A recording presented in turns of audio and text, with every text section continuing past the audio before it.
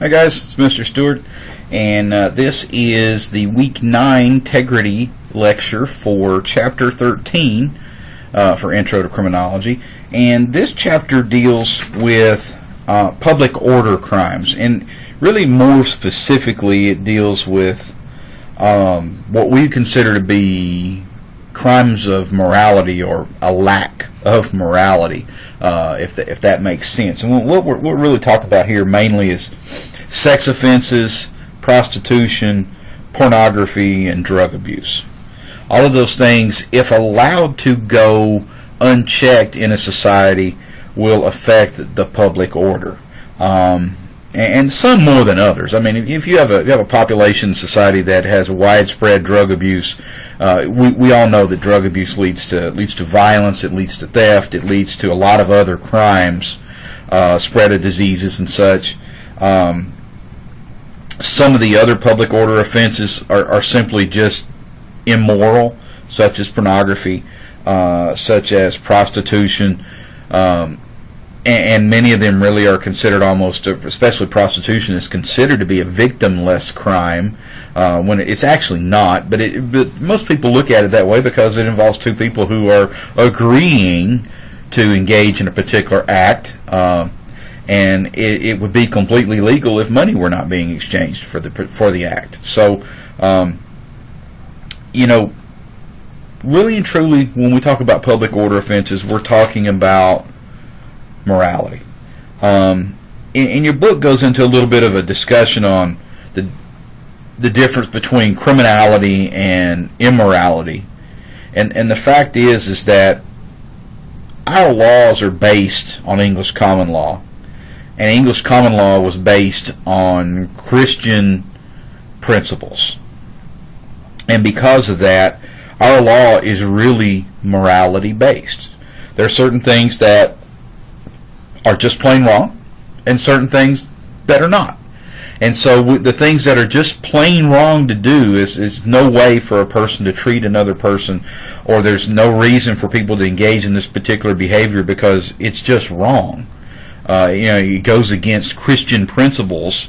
Of course, we're seeing that change in our society right now as we are moving.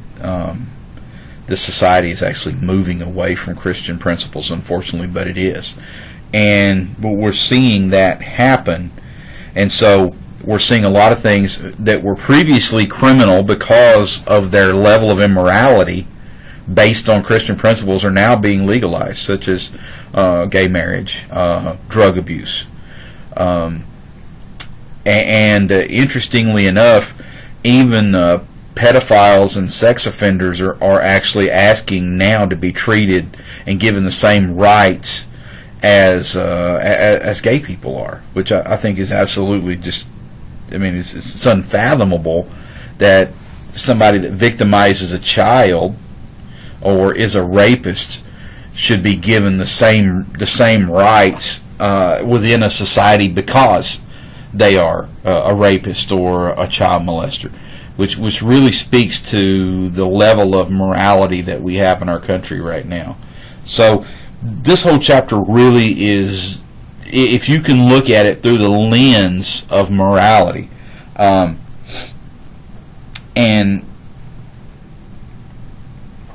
I think you'll understand how some of these crimes can actually cause what we call social harm and societal harm.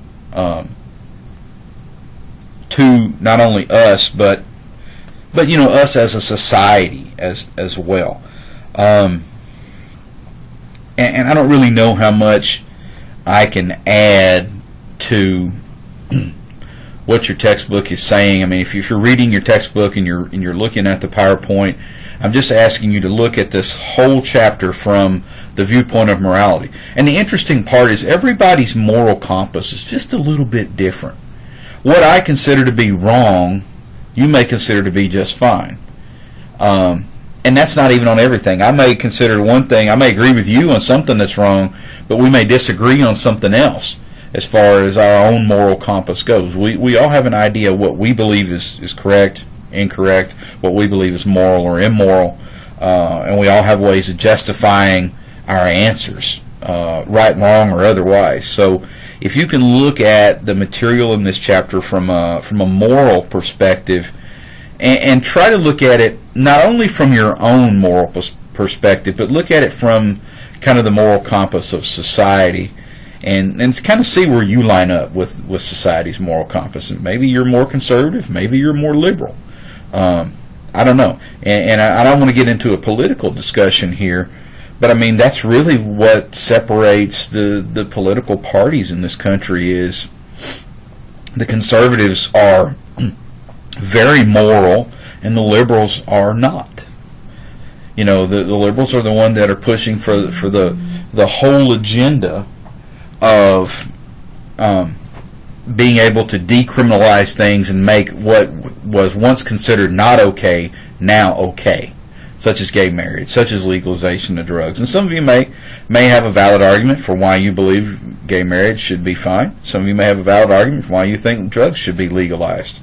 But the issue is that historically and for a long period of time, most of those things have been considered immoral, and that was based on Christian principles, the fact that this is just not what's supposed to be done. This is not the way people are supposed to live. It's not really about loving and taking care of one another anymore. It's more about, what can I get out of this deal? And so you see public order offenses really are about, what can I get out of this deal, or how can I gratify myself? Not really worrying about gratifying somebody else. So, make sure you read this section also in regard to paraphilias. Those are really what we call, that's sexual immorality, such as being a pedophile, engaging in prostitution,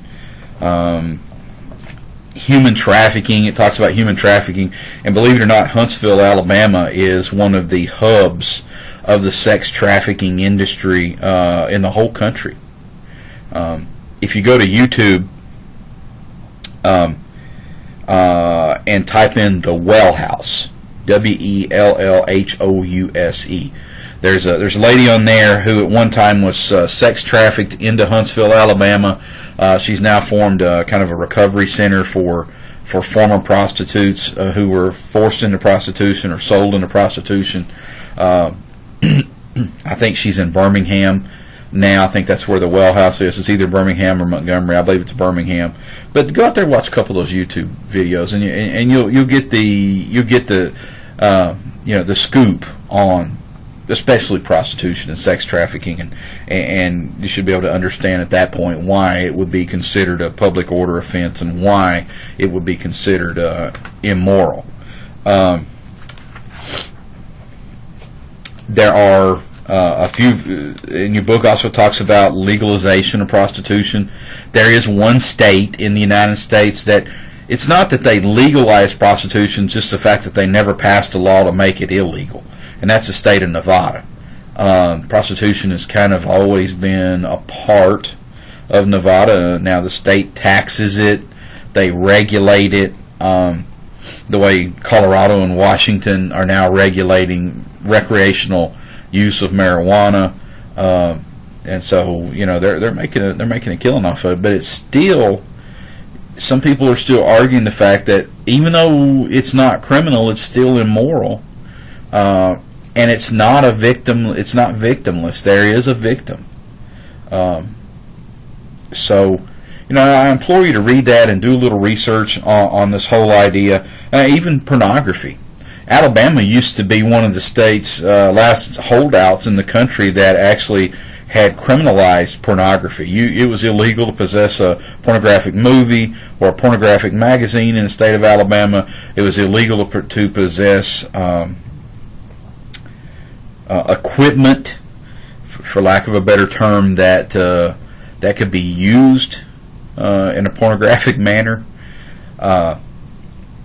And I think they finally have gotten rid of all of that. But I mean, Alabama is a staunch conservative state, and for many years they resisted the influx of pornography because, pornography, I guess in and of itself, you could make an argument that it might be an expression of art. It might be simply free speech. but it leads to a lot of other things. The people who are usually involved in pornography many times are also involved in prostitution. They get involved in drug use, and drug use is also mentioned in the last part of this chapter as being a public order crime, because it causes people's behavior to change. It causes people to do irrational things.